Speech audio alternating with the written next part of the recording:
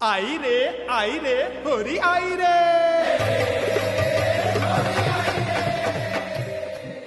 આજની સભાની પણ છે. આજનો સમયો દર સાલ આપણે અહીંયા ઉજવીએ છીએ. મહારાજના વખતથી જ આ ઉત્સવ અહીંયા ઉજવાય છે. શાસ્ત્રી મહારાજ પછી યોગીજી મહારાજ પણ અહીંયા ઉજવતા. આજે પણ આપજો.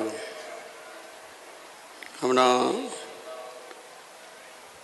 નારાયણ મુનિએ કહ્યું કે સ્વામી ભીડો વેઠીને આ બધું આવ્યા ને કર્યા, પણ મારા કરતાં તમારો ભીડો ઘણો મોટો છે, સંતો હરિભક્તોનો. કેટલા કેટલા દૂરથી બધા આવ્યા છો. પોતાનું કામ છે, ધંધો છે, વ્યવસાય છે, જે કંઈ હશે એ બધું મૂકીને આવ્યા છો. એટલે તમારો ભીડો પણ ઘણો છે. સંતોનો ભીડો પણ ખૂબ છે.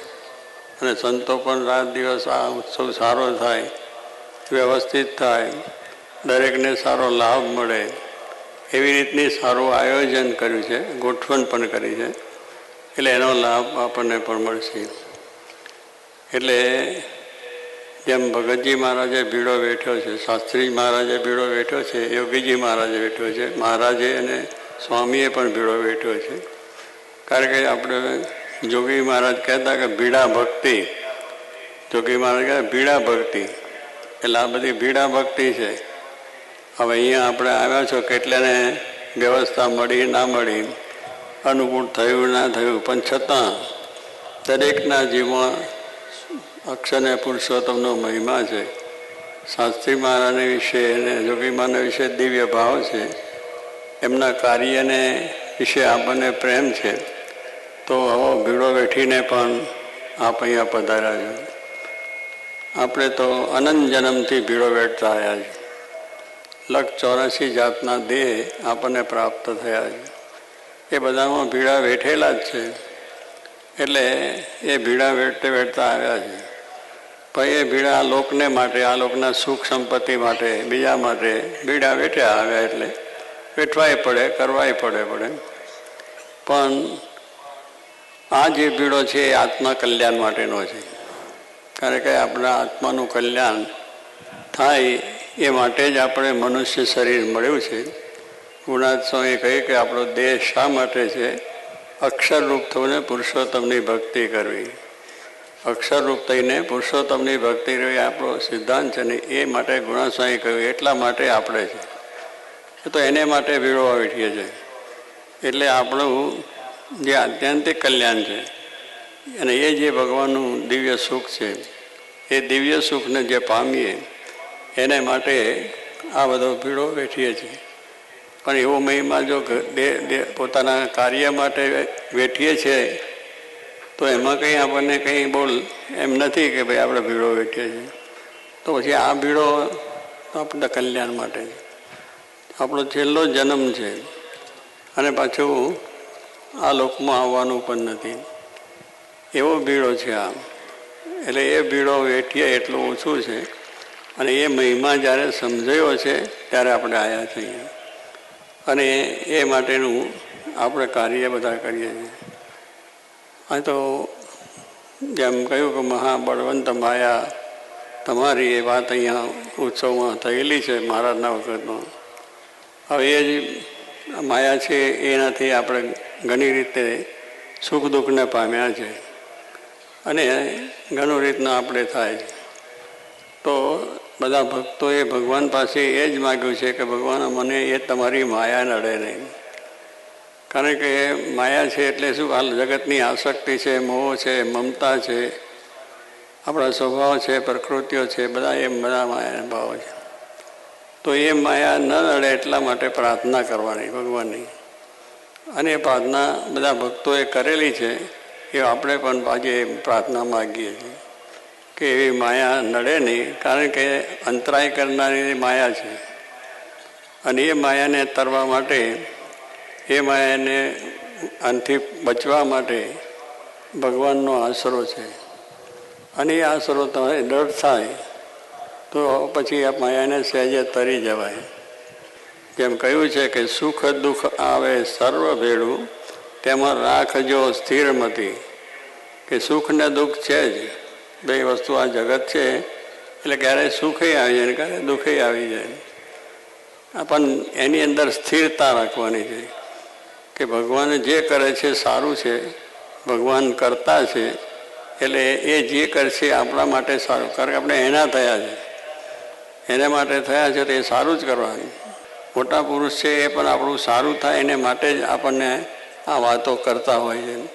તો પછી એમાં મૂંઝાવાની જરૂર ન રહે.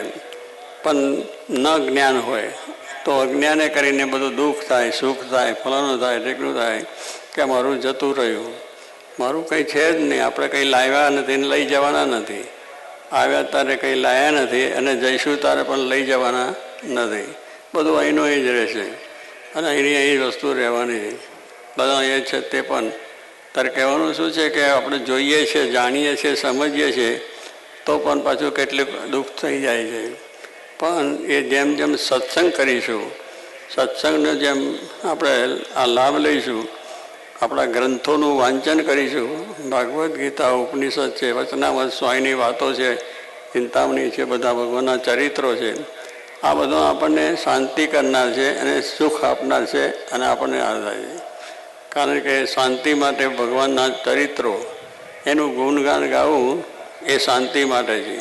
તો કહેવાનું શું કે એમ આપણે ભગવાનનો આશરો થયો છે. શ્રીજી મહારાજ સાક્ષાત પૂર્ણ પુરુષોત્તમ છે, એમને રહેવાનું ધામ ગુણાતીત છે. શાસ્ત્રી મહારાજ, યોગીજી મહારાજ આપણા મુખ્ય દાતા છે. આપણું જ્ઞાન, આપણી સમજણ બરોબર આપણે દ્રઢ થવી જોઈએ.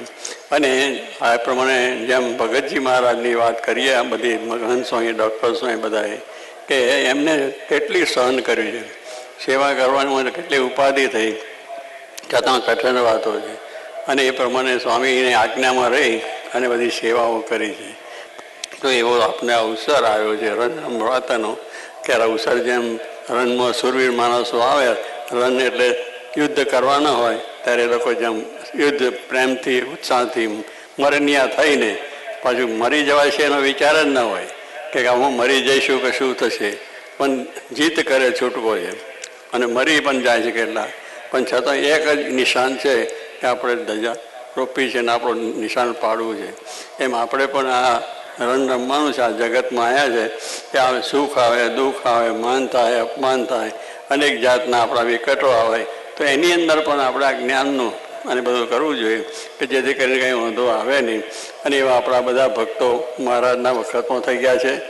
દાદા ખાચર, ગુરવતભાઈ બધાને દુઃખ આવ્યા છે. ત્યાર પછી આપણા શાસ્ત્રી મહારાજ વખતમાં છે, આશા મૂર્તિ, બધા ઘણા ભક્તોને આવ્યા છે.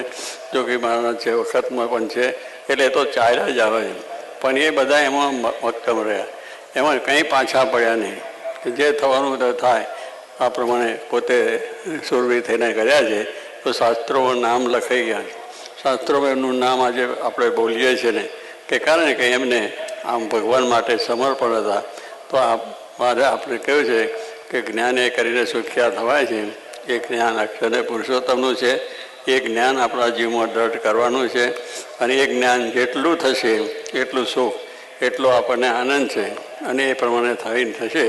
અને આ વાત આ બધાને જ્યારે સમજાય છે, તો આજે દેશ પરદેશથી, ક્યાં દૂરથી આ દેશમાંથી અને બધેથી આવ્યા છે. ભક્તો બધા આવ્યા છે. સંતો પણ અમારા દરેક મંદિરોમાંથી આવ્યા છે. પરદેશથી સંતો આવ્યા છે, અમેરિકાથી આવ્યા છે, લંડનથી આવ્યા છે, આફ્રિકાથી, બધેથી સંતો પણ આવ્યા છે. અહીંયા જેટલા મંદિરોમાંથી આવ્યા, એમને શું એક વાત સમજાઈ છે કે આપણે આ સાચી વાત છે. અને એટલા માટે પોતે જોગીમાની આજ્ઞાથી સંત થયા. અને આજે કેટલી સરસ વાતો કરે છે. આપણને મહંત સ્વામી, ડૉક્ટર સ્વામી બધાને સાંભળીએ છીએ. એમને છક કેટલો છે, એમને કેટલો આનંદ પણ છે. કારણ કે એમને પણ શરીર છે અને આવા બધા ભાવ થતા હોય. પણ એક જ છે કે જોગી મહારાજ મળ્યા એટલે બધું સારું છે, મહારાજનું જ્ઞાન છે એટલે સારું છે. તો એવું જ્ઞાન, એવી સમજણ આપ સર્વની અંદર થાય. આપ બધા સુખ્યા થાવ અને જે કંઈ આપણા દેશકાળ છે સારા થાય. મંદીનું કારણ છે પણ દૂર થઈ જાય અને દરેકના ધંધા પાણી સારા બધા ચાલે અને સુખ્યા થાય. એ આજના દિવસે પ્રાર્થના. સહજાનંદ સ્વામી મહારાજ.